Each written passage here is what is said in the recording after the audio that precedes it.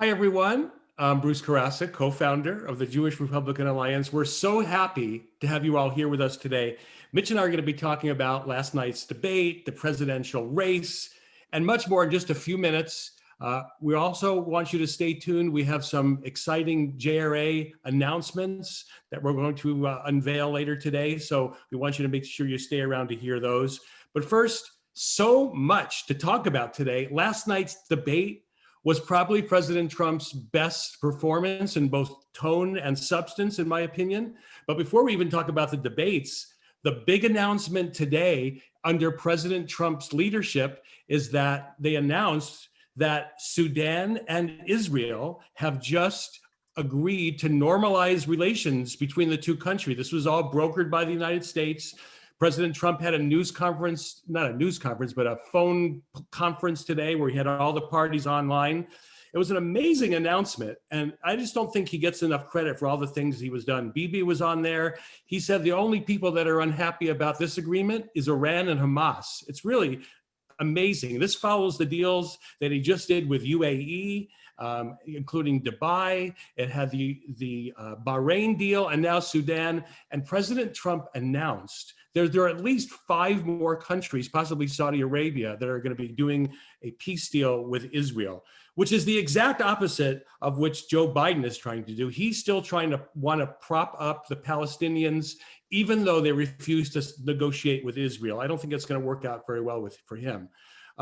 Last night's debate had such key differences between the two parties. The two candidates were polar opposites. And I think Joe Biden made some key mistakes we're going to be talking about later. One of which is when he said that he wanted to shut down the oil industry. I don't think that's going to go over very, very well with the people in Pennsylvania or most of the country at all. In fact, Newt Gingrich said the other day, there's actually, 3 other scandals going on right now. 3 scandals in one. The laptop that is going on, I don't think Joe Biden handled very well. Hunter Biden's laptop is scandal number 1, and just unveiling the whole pay for play that he had going on. The second part of it is the media's refusal to cover it, and now they're calling it a Russian disinformation without any evidence at all. And the third part of the scandal, Facebook and Twitter are censoring and blocking and shutting down people who are trying to cover this story. So I think this is going to be big news. This could be the knockout punch for Joe Biden's campaign as more things are being unveiled. And Mitch and I are going to talk about that as we go on. But seriously, how is Joe Biden going to stand by saying he wants to shut down the oil industry? How are we going to run our military? What are we going to be flying our great planes with? Windmills? Those aren't going to work very well. I don't think the country is going to be very happy with that proposal. So we've got a lot to talk about. We've got some great announcements we're going to be talking about. So stay tuned. Happy to have you all here. And now I'd like to introduce fellow co-founder Mitch Silberman. Mitch? Hello, JRA community. It's always so great when we are together. Before I get into what I want to say, Bruce is always a great intro, and he mentioned how Bibi Netanyahu said the only 2 people or the 2 groups of people that are upset about this deal with Sudan. I think he left out one other group, the Democrats, the Democratic Party. Now, he won't say that. He's ever the diplomat, but I'll say it. Anyway, I'm going to have a little fun with you. I'm going to talk a little bit about a film, and when you know which film I'm talking about, go ahead and type it in the Q&A, and I'll come back and tell you why I think this is so relevant today. So in this film, the main character is offered the choice between a red pill and a blue pill by the rebel leader. The red pill represents an uncertain future. It would free him from the enslaving control he's currently in and allow him to escape into the real world. But the truth of reality is harsher and more difficult. On the other hand, the blue pill represents a beautiful prison. It would lead him back to ignorance, living in confined comfort without want or fear. As described by the rebel leader, you take the blue pill, the story ends. You wake up in your bed and believe whatever you want to believe. You take the red pill, you stay in Wonderland, and I show you how deep the rabbit hole goes. So let's see in the Q&A who got it. I'm sure you all got it. Let's just see who got that. Yep, Sean F. said The Matrix, first person to respond. And also Richard M. said the same thing. Robert G. Why is that so relevant? First of all, it was a great film, had incredible visual effects, great story, great acting. But the thing I'm focusing on that's so relevant today is the red pill versus the blue pill. I think of the red pill as living a Republican life and the blue pill living a Democratic life. And I'm going to share with you a real life story. I had a wonderful relationship with my mother-in-law, Marilyn. We used to argue for about, 10 years or so, passionately, but very nicely with each other, because she was a Democrat and I was not. And we would fight, argue and love each other and hug and kiss. And after 10 years or so, she said, that's it, I'm a Republican. And she said, I was happier as a Democrat when I was dumb and uninformed. I was so much happier as a Democrat. And she said, and because of you, I don't have friends anymore. So it's it's hard to be a Republican, because what is our message? You're in control. You're responsible. It's your life, your happiness. You get to make or break things. If you see hurting people, you have to donate time and money. It's kind of easier being a Democrat, isn't it? The government will take care of it. You're a victim. It's someone else's fault. It's not your fault. They owe you money. They did this to you. So the red pill is a harsh reality, but at least it's true. The blue pill kind of feels better when you aren't aware what's going on and you think you're a victim and you're owed. And one last thing, between the difference between red and blue and Republican and Democrat, have you noticed the further left people go, the more angry they are? Why are they so angry? They're angry that America exists. They're angry that Israel exists. They're angry that America doesn't live up to some mythical utopia that doesn't even exist. It's not even real.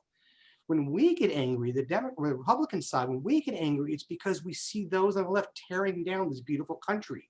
We get very angry when they're saying that we're a racist country, the systemic racism, that our values are terrible, a country is bad. And that's what gets us. So how do you feed your friends and family that are Democrats? How do you feed them this red pill? Okay, think of it like a horse pill. It's too big to swallow. You got to get them little pieces at a time. When you had children, you could cut up a pill, or you can mash it up. And that's what you got to do. You start feeding them little ideas from our side. And the best way to do it, as I've shared before, is with questions. Not to humiliate them, not to trap them, not to make them defensive, but just ask them questions while you feed them that red pill little by little. And I hope that helps. So Bruce, I know our audience is very eager to hear your in-depth thoughts about last night's debate. So why don't you go ahead and share some of the key takeaways? Mitch, I watched the debate and I couldn't believe my eyes and my ears when I heard some of the things that Joe Biden was saying. I saw President Trump as relaxed and in control as I've ever seen him. And there were, I went on the internet this morning to see what people were saying. And I saw an article, Mitch, I think you've seen it. It's called 11 Biggest Joe Biden Debate Lies. It's on Breitbart.com. It's a great article.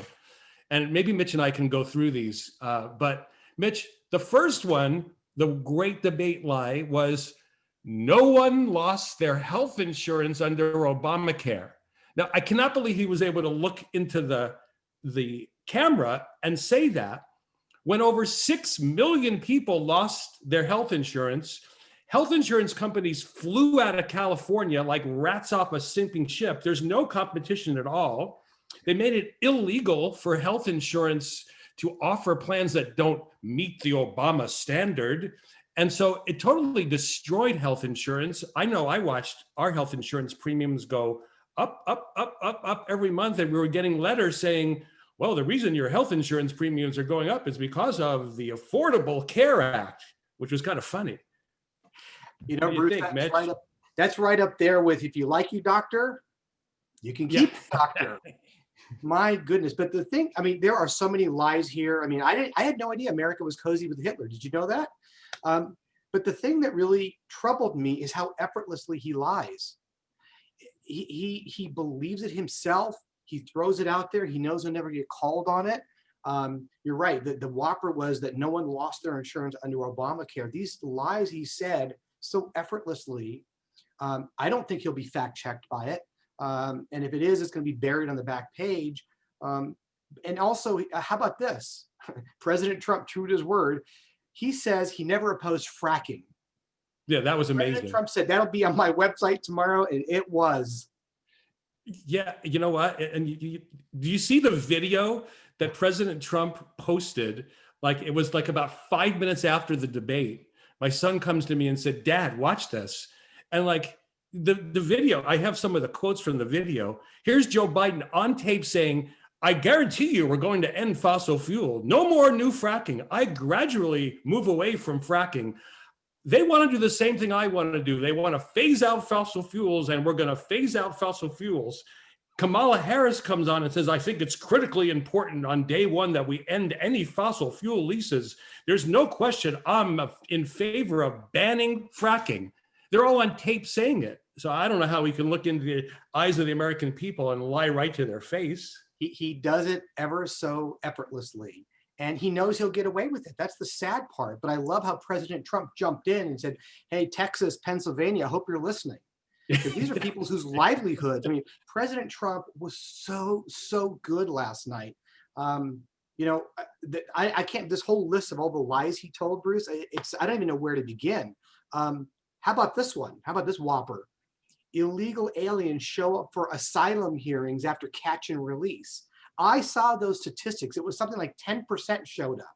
He lied on that too. It's just amazing, this alternate reality. He has taken that blue pill ever so harshly and lives with it.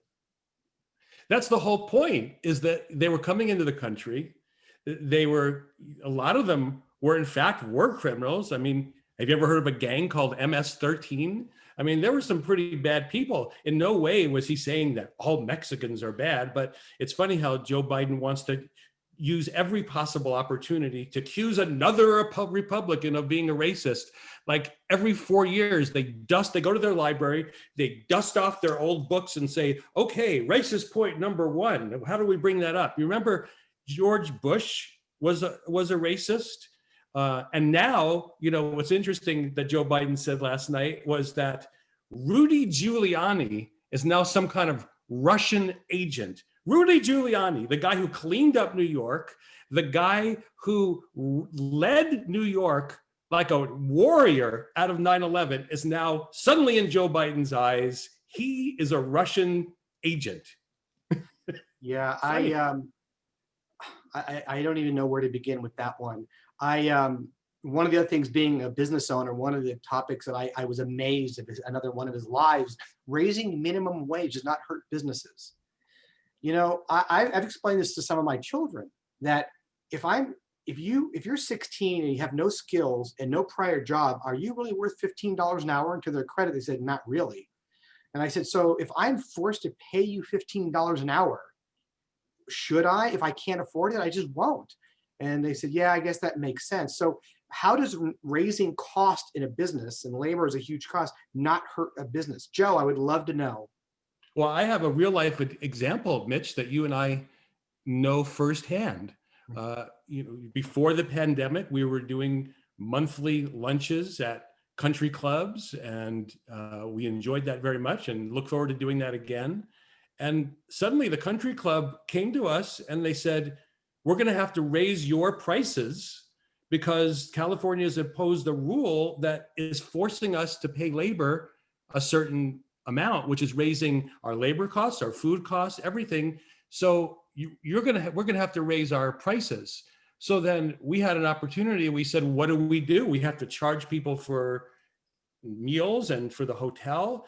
And it started to become almost impossible for us to have it affordable for people to attend because of this going on. Do you recall that, Mitch? Oh, absolutely. And also, if you just do the math, if you have right now 3 employees each earning $10 an hour, and all of a sudden you are forced to pay them $15 an hour, but you don't want to raise your prices or change your menus, guess what? You do the math, 2 times 15 is 30.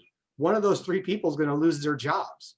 I mean, it's so patently obvious, and yet, as a Diamond and Silk called him, Jim Crow Joe, he rattles it off like it's a fact that economists know that it doesn't hurt businesses, and in the real world, it just isn't so. No, it's really terrible. What I think should happen is the free market should determine what labor is. Obviously, you want to have some minimum wage. You don't want there to be an extreme in the other direction. I don't think anybody is calling for that. But when you start telling businesses that you have to pay a certain amount regardless of what their budget is, that's just exactly what you said, Mitch. They start laying off employees, giving them fewer hours. Right. It's bad for the economy and people lose their jobs. One more whopper of a lie.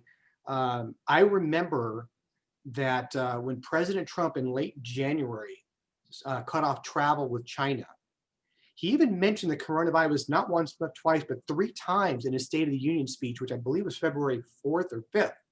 And at that time, no one had really heard of it. And here's Joe last night saying, I never opposed a travel ban. And it's just remarkable. We have him, again on video saying he's a xenophobe, he's overreacting, he's getting hysterical, and you can't win with these people. It's either you didn't do enough, you did too much, you didn't react, you overreacted. It's just mind-boggling how they win no matter what. No, you're so right, Mitch. And on the subject of coronavirus, there's a great article I've mentioned on several times on some of my opening remarks. It's called Memory Hole, okay, and it's by Karl Rove. So if you want to look it up. It's an amazing article. And what it does, it really recaps all of Joe Biden's and his surrogates, his advisors, all what they said in the opening times of when this disease and this virus first hit. And here's some examples from the article. It's amazing. Joe Biden said when President Trump announced the travel ban, besides calling him xenophobic and racist, he said, disease has no borders. Then on January 28th, one of his advisors said the ban was premature. Then on January 30th, the virus is going to go away as soon as spring comes up, they said. This is all from Joe Biden and his people. And Joe Biden never corrected any of this. On February 6th, they predicted that getting a severe, potentially lethal form of the Wuhan virus is negligible. On February 11th, we don't have a COVID-19 epidemic in the US. We're starting to have a fear epidemic. So they're already accusing Trump of creating fear. Then on February 20th, they said warm weather is going to come in, and just like the flu, the coronavirus is going to go away. And then we all remember Nancy Pelosi going down to Chinatown and inviting everyone to go shopping and come and crowd in Chinatown. Then on February 29th, Joe Biden and his people say running out and getting a mask is not going to help. So this just went on. He was holding rallies and everything way into March. He was talking this down way into April, and the pandemic comes in, and now he's coming in and saying he would have done things differently. I'm not sure, what did he say he was going to do differently last night when he asked that question? Wear a mask? Bruce, he has a plan. We're going to shut down the economy and wear masks. Okay, what's your next question? I mean, it's amazing that I have a plan. We're going to wear masks and shut down the economy. He's so confident in this gibberish. But Bruce, exactly. I want to. Oh, go ahead. Sorry. No, go ahead. I'm sorry. I want to pivot a little bit to some of President Trump's best lines last night. He brought his A game. He was fantastic. I love how Joe Biden starts off with putting children in cages. And what did President Trump say? Who built the cages, Joe? I love that. It was great. And he's so focused because Biden is talking about all the things he's going to do. He's going to do this. He's going to do that. He's going to do that. And what did President Trump say? Why didn't you get it done? I mean, that was so not great. Let him off the hook. It was great. Yeah, he said, why didn't you do that 4 years ago? It's not like you were there like a long time ago. You were just there. He just said, you keep talking about all these things you're going to get done. Why didn't you do them, Joe? He goes, and I like one of the best lines is when he said, the reason why I ran, Joe, is because you and Barack Obama did such a poor job. That's why I ran for president. Oh, I didn't want to run. That was great. And of course, Biden had an excuse. Well, we had a Republican Congress. And what did he say? He said that, you have to talk to them. You have to convince them. That's what he did. And, it's the substance of President Trump. The first debate, I think we could all agree, President Trump was not at his best. Perhaps he had the coronavirus at the time. We don't know. He was kind of grumpy and a little bit too fiery. But his substance in both debates were just incredible. The substance was there both times, but last night the style was there too. And I also love what he said that, your son took the foreign money and then funneled it to you. You're the big guy, right, Joe? Well, that's all coming out, Mitch. Now Maybe. that is a big deal. What's coming out now about Hunter Biden's laptop, and they're refusing to cover this, but there's some stuff that I've been reading about in there and that have been announced that if it comes out and it's true, I think that's the end of his campaign. I would like to think you're right, but I think as even yesterday NPR said, we're not going to cover this. I think the feeling is that in the media is so in lockstep with the Democratic Party. I don't know who's a spokesperson for who anymore, but they don't want to break ranks. They don't want to. They don't want the wrath of their fellow liberals saying, "I can't believe you covered that story." Can you imagine, Bruce, if it was Donald Trump Jr.'s laptop that had this damning evidence about what was going on? I mean, they would. You know what the next question would be to President Trump? When are you stepping down? When are you resigning? Oh yeah, all in the same breath. I mean, Yes. I was watching Molly Hemingway this morning on Fox News, and she was talking about, this whole thing is coming out because of Hunter Biden's former partner, Tony, I'm going to pronounce it right, I know, it's a strange last name, yes. Bobolinsky. He shared his information with the FBI. He shared his information with reporters, and now he's sharing it with the Senate committee. And apparently some of the discussions that he's going to release some tweets and he's going to release some emails and other things today that are going to substantiate everything he's saying. But apparently there's a lot of discussion in those back and forth about how to obscure the fact that Joe Biden was involved in these business dealings, and under no circumstances were they ever to put that in writing. They're actually saying that the only time to talk about Joe Biden's involvement was face to face, and that the money that was going to be coming from the deals would go to Hunter Biden, never to Joe Biden directly. This is what I'm hearing is going to be on some of those emails. I mean, other than a signed confession, what else do you need? Well, we have our audience is very engaged. A lot of questions on that very topic, Bruce. Jordan R. said, how much longer can the media continue to ignore their Hunt and Biden laptop? I think they're going to ignore it till, let's see, November 4th, maybe. The hatred they have for President Trump, and in fact, this is a great quote. This is why I don't think that the major news media is going to cover it. This is why Twitter is censoring it. Facebook is putting the kibosh on it. Here's a quote from, I think, not a good president, not a nice person, but from Woodrow Wilson, very apropos to what we're seeing today with President Trump. If you want to make enemies, try to change something. President Trump came to town, and he is a warrior for the American people, for the American way, and the swamp doesn't like it. In fact, Bruce, one of our very first JRA speakers was Susan Shelley, and she had a great quote that's apropos. She said, President Trump's enemies are well-financed, highly organized, and very motivated, and that's just the Republicans. That's a great line. To that point, it's not only the news media that's censoring it.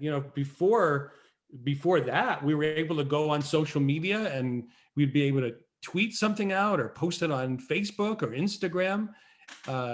Now, that's one of the 3 scandals that Newt Gingrich talked about.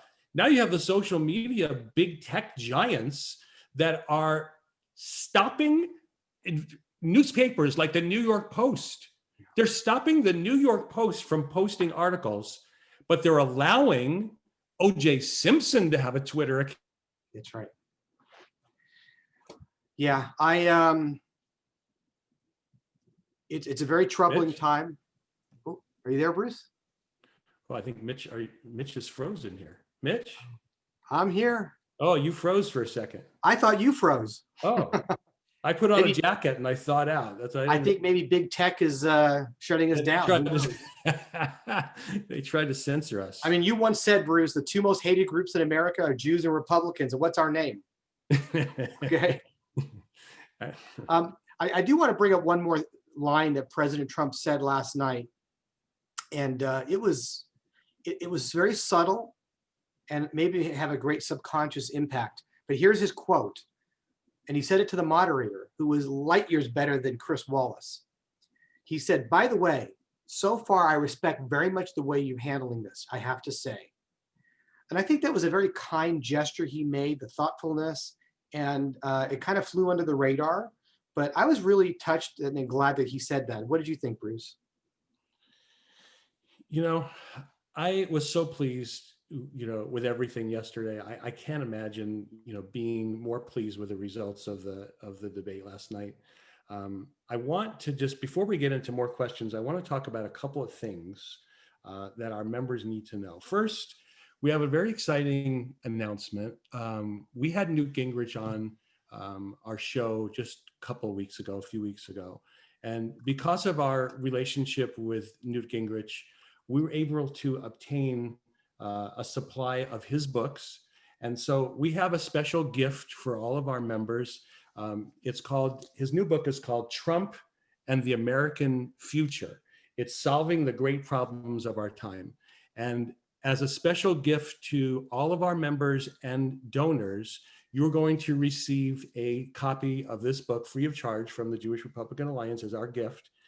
And now anyone who becomes a member now in the next 30 days or so, I would think it's probably about as much a supply as we could have, or makes a donation of $100 or more, you're going to receive a copy of this great book. We're excited to give this to you. So we highly encourage you, for those of you who have thought about donating, thought about joining, this is a great gift. You're going to love the book, and we're excited to give it to you. The second big announcement is we're a 501c3 nonprofit corporation. The Jewish Republican Alliance is that. And there's a lot of things that we can do. But one of the things that we cannot do as a 501c3 is endorse candidates or really get involved with elections directly. What Mitch and I have done, we have now formed, and it has been approved, a new entity that will be the advocacy arm of the Jewish Republican Alliance. It's called JRA Nation. And we hope to use that in the coming weeks and months and in the future to be able to also get involved with more electioneering type things, endorsing candidates, taking positions on issues. And we're very excited to bring that announcement to you. So we stay tuned for more information. Terrific. We have another great question from David G. Something, Bruce, you mentioned earlier about the peace deal with Sudan. It is another incredible achievement. And, if you recall Steve Jobs, one of his famous sayings was think different, right? Not think differently, think different. And for years, decades, everyone's tried to solve the Israeli-Palestinian problem. And they all try to do it, and they're gonna make it happen. And President Trump comes along and says, you know what? We're not dealing with the Palestinians. We're gonna go around them. And after a while, obviously the Palestinians go, whoa, whoa, whoa, what about us? Because what President Trump realized, he and his team are so brilliant that if you go to the Arab nations and say, okay, you have a bad history with Israel, fine. Who is your bigger enemy? Who are you more fearful of, Israel or Iran? And they all said, yeah, it's Iran. So let's make a deal. So these peace agreements that you talked about, Bruce, and David asked about, they were a huge deal. And as you know, I was very blessed. I was on the White House lawn when it was signed, the Abraham Accords, and it was barely on TV. Had Obama done that, they would have stopped regular programming to show it, and they would have backed up the Brinks truck and give him even more Nobel Peace Prizes. So this is yet another accomplishment during all of this electioneering and campaigning and all the attacks he's under constantly. Oh, I agree, Mitch. And one of the techniques that President Trump is using is, as a businessman, he's making it economically beneficial for all these countries who want to enrich themselves and have commerce. Say, hey, listen, you want to do deals with the United States? You want to do deals with Israel? Get on board. And Joe Biden is trying to take the old, we're not doing anything unless we get the Palestinians more money. And he's taking the position of Israel's enemies. And it's so amazing to me. I mean, I get emails all the time from people that are Jews on the left, and they send me emails and they say, how can you be a Jew and vote and think about even supporting President Trump? And I actually feel sorry for them. I do, because I really feel like they have not taken the time to learn about some of the things that are really going on. It's a Well, that's shame. part of it. It is part of it, Bruce. They're underinformed or misinformed. And as I mentioned to Victor Davis Hanson last week, sadly, many Jews have given up Judaism for liberalism or leftism, and therefore Israel is really not on their agenda. It just isn't. So it's painful that they don't care about Israel. But if you're on the left, you view Israel as the bad guy, as the enemy. I do want to go to another great question we had here from Ed S. Well, first, Ed gave us a compliment. He asked when we're running for office, but we're doing the JRA for now. Thank you, Ed. But this is really for you. Don't hold Bruce. your breath. Yeah, exactly. Ed wants to know, Bruce, you mentioned JRA is national. Where else besides California? Bruce, you're great to speak about that. The only thing that has limited us from expanding to almost every state in the union is funding, and that's why we need your support. We have had offers from almost every state around the country. One of the two most recent ones outside of California that we're starting is the New York chapter. And we hope some of the New York people are listening, or maybe they're going to be watching it on recorded version. And also in Florida, in Boca Raton. So we're now completely from one end of the country to the other. We're also forming more chapters here in California. And so we're excited about that, but we really need your help to be able to make this happen. We get calls, and Mitch knows, all over the place. Can we open up a chapter? We need you to be there, but we need your help to make that happen. But thanks for the question. Yeah, and we have a really important point from David B. David makes such brilliant observations all the time. And he's right. He says the question is, this issue with the laptop is not really about Hunter Biden. It really is about Joe Biden. And David, you are so correct, because it's not about picking on a candidate's son. It's not talking about his alleged drug problems. It's the fact that, from what I can tell, his son is the conduit to get the money. I mean, how do you make, you know what? I would love to make $174,000 a year and be worth $17 million. How do you get that gig? How did that happen, Joe? Well, you know, his son had no experience, but he was peddling in his dad's power, essentially. And so all of a sudden, Joe Biden's very wealthy. If you look at his tax returns, all of a sudden, Joe Biden's brother is incredibly wealthy. All of a sudden, Joe Biden's son is incredibly wealthy. Yes, this was masterminded by Joe. I think he's both. I didn't realize it before. He was both inept and corrupt. I had no idea to the extent, but you're right, David. This is not about Hunter. Hunter's the conduit. Hunter's the fall guy who's making this happen for his dad. Well, it's always so funny is that what the Democrats accuse Republicans of doing, mark my words, they're doing it. So this whole issue about the phone call, right, that President Trump made about, can you kind of look into this corruption, with Joe Biden? The fact that he even asked was a major problem for them. And they turned their back on the fact that there was corruption. I mean, some of the things that are going to come out in this email, Joe Biden lied that said he didn't know what was going on when he was like one of the central characters of this whole thing. And then he goes back and accuses President Trump of not paying his taxes.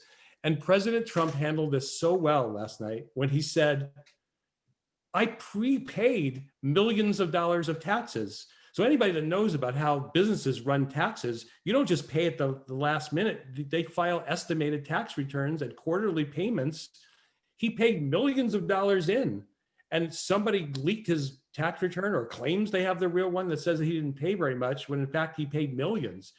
The other thing I wanted to bring up that was a great point from President Trump last night is he said, you have the ability, Joe, to kind of hide under your, blanket in your bunker and not have to work. But I'm just curious, how did you make all that money if you were just a senator or a congressman? Where'd all that money come from, Joe?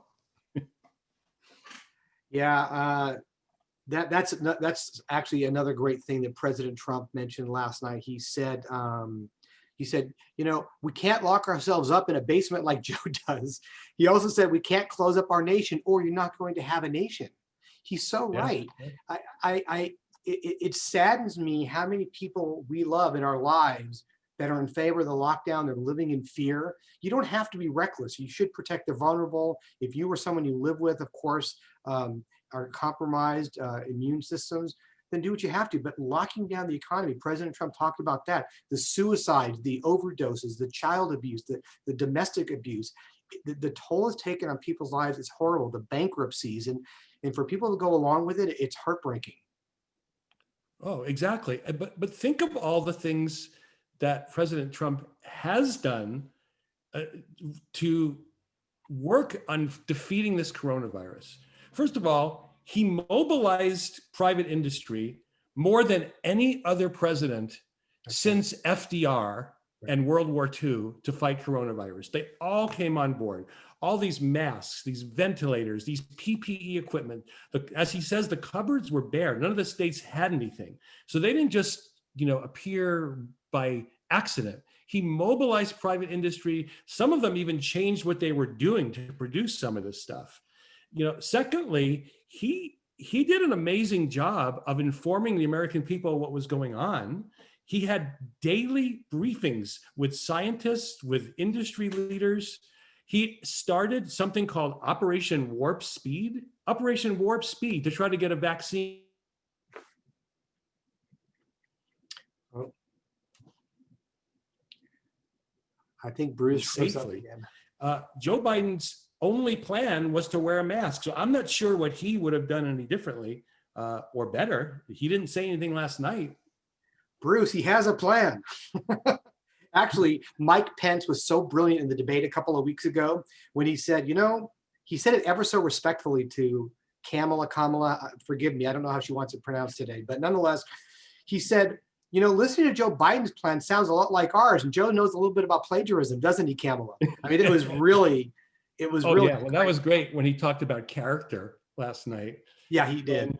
When he had to resign from one campaign for plagiarism and the other one where he said he was like top in his class. He got all these rewards. He got 3 degrees from these colleges. And it turned out like none of it was true. No. And back then the news media actually reported it.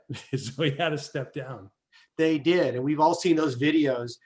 There was something else that happened that President Trump, he's so aware. Let me go back for a moment. When he was candidate Trump, he made mention of the fact how terrible it is to fly with TSA now. Not today with the lockdown, but in normal years, it was so hard being patted down and waiting in line and taking off your shoes, taking off your belt. Think about this for a moment. How would he know that? He's a self-made billionaire flying his own jet for decades. How is he that in touch with the regular people's lives that he knows about TSA? He knew about it. That just shows how in touch he is with the average person. So last night, when he had great retort and said, "Who built the cages, Joe?" He talked about the coyotes smuggling in illegal aliens. I don't know if you saw this today, Bruce, but media sources today are vilifying him for suggesting that real coyotes with 4 legs and a tail somehow smuggle in illegal alien children. That's how unaware so many people on the left are, and that's how aware President Trump is. Saying it was an actual animal? Yes. Twitter lit up with them attacking him because how stupid is he that coyotes can't smuggle in little children? So he's there's probably going to be T-shirts now, Mitch, that are going to say, don't tread on coyotes or support your local coyote population, or right. But it just shows coyotes are people too. Coyotes are people too. But it shows you that President Trump, he has a master of all these things. He really understands the situations, the problems, and the solutions. And you think I'm making this up? I'm not. He got lit up by Twitter for suggesting that a 4-legged animal with a tail is smuggling in illegal alien children. Yeah, I've seen a bunch of coyote saddles that are being, sold in the stores, and people get to ride them in coyote packs. It's probably a lot of fun to come in that way. I cannot believe they make that stuff up. We have a question. This is an anonymous question, but I do want to talk about it. It says, what is your best prediction for President, Senate, and the House? So it's very interesting. I'll go first. I don't mind doing that. I think there's a really good chance that Republicans are going to take all 3. I'm highly confident in the presidential election. My only concern is how much fraud there's going to be. But I honestly think that there's a chance that we can take all three. The American people are smart. No matter how much you hide from them, they've got to see through this. Maybe some will, maybe some won't. But the vast majority of people are not going to put up with what's going on. I really believe that they have a love for our country, and they're going to see through all this. Mitch, what's your thoughts? I pray to God that you are correct. One of my topics I wanted to cover today is directly what you're talking about, which is voter enthusiasm. In years past, they always said it's going to be determined who wants it the most. And as I've mentioned before, if you've gone to in the old days, if you went to a bunch of concerts, you could say, I like this concert better than that concert. This one, the music was better. This one, the production values were better. But these Trump boat rallies, these Trump car rallies, these Trump rallies on the corner, I've never seen anything like it in my life. There's nothing to compare it to. So that enthusiasm, and here we are in deep blue California, and we're seeing it everywhere. So I have to believe that regular people are saying enough is enough. This is crazy. Not to mention, President Trump has struck a nerve. I think his love of America and Americans is second to none. For us being the Jewish Republican Alliance, his passionate defense of Israel and the Jewish people, not just Israel, but the Jewish people, is something I've never seen before. So he is striking a nerve. Well, for us patriots, he's also sadly striking a nerve with his style for those on the left. They have lost their minds. They can't reason anymore, a lot of these people. So they're going to be motivated to go to the polls too. But voter fraud is the big issue for me as well. It's funny, Mitch, is when you talk about voter enthusiasm, we live in the deep blue state of California. And almost every weekend, there's some sort of rally, a boat rally, rally of people just gathering. And they had one in Beverly Hills, I think it was a week ago. And there were thousands and thousands of people lining the streets. No matter where you drive, you're seeing trucks with big flags of Trump. You're seeing people marching and standing in the corner. Frankly, I think in the entire year, we saw one that was a Biden one with a flag. And I was like, that was very, very strange. So the enthusiasm is, if we're seeing that in California, what are they doing in the rest of the country? Right. We have a great question on that topic from Jordan R. He says, the press reports that early voting has been dominated by Democratic turnout. Thoughts? Yeah. From everything that I've read, Jordan, the overwhelmingly Democrats want to vote by mail, and overwhelmingly Republicans want to vote in person.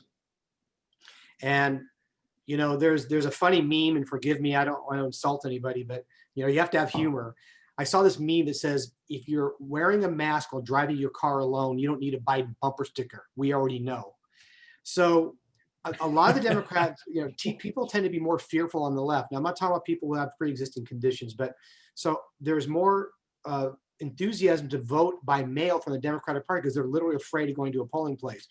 Republicans tend to not be as concerned about the virus. We know it exists. We know it's real. So I love voting in person.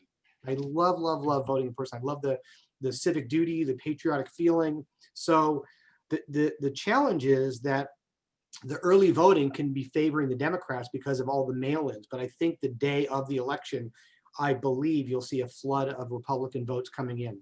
Thanks for the question, Jordan. Mitch, I think we should take one more question before we go, but I have one comment on that as well. So let's say somebody mails in their ballot and they mail it in 2 or 3 days before November 3rd. And then they go to the polls and vote in person. What is the internal control that would stop someone from voting twice?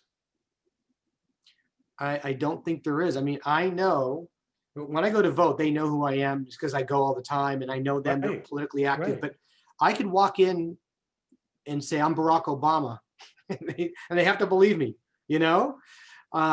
So I don't think there are any controls. I mean, there's one party that clearly, it's shocking to me that asking for an ID is considered racist. It's not racist when you ask for an ID to buy alcohol or buy a gun or buy an, or buy an airplane ticket, or the list goes on and on and on.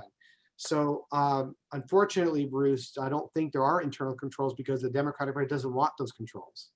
Well, that's the Democrat mantra: vote early and vote often. Yeah, or it's like another meme that I saw. There's a picture of a woman holding her hand, holding her face in her hand, and she says, "I can't believe my grandpa voted Democrat. He never would have done that when he was Oh, alive." he's still alive. So I have another great question here from Howard L. If Biden wins, who really will be in charge? So I saw a video. I don't know if any of you saw this. I don't know when, but Kamala Harris's husband, I don't know his name, but he's in a suit. He's walking looks like from behind stage. He goes to a room full of their supporters and he's giddy. And he says something to the effect of, "I'm married to the next president of the United States." And I don't know if you saw that video. I don't know the date on it, but I think she's a younger version of Hillary. And I don't think that Biden's in charge. I think he's an empty vessel, as Judge Janine called him. He's a Trojan horse, and he'll go along with whoever's telling him what to do. Well, Mitch, this has been great. It's the first time we've done this without a guest. It's like you and I just sitting around a lunch table or sitting at home like we always do, just talking about issues. So I hope the audience enjoyed it. We love doing it. And we're going to have some more events coming up next week for sure. I wanted to remind everybody of our special offer and our special gift. If you become a member and join the Jewish Republican Alliance or make a donation of $100 or more, you're going to receive a copy of Newt Gingrich's new book, Trump and the American Future. And we're very excited to send that also. If you're an existing member in good standing, you will also receive a copy of this book as well. We're excited to be doing that, and we need your support. So please take action right away. Go to our website, jewishrepublicanalliance.org, and there's clear tabs on go to the membership tab or the donation tab where you can do that. We're uniting and energizing conservatives to take action on behalf of America and Israel. We're trying to give you the ammunition you need to be able to win the war of ideas. So thank you all for being here. Until we meet again, we wish you a peaceful Shabbat Shalom. Until we meet again, thank you all. Bye-bye, Shabbat Shalom.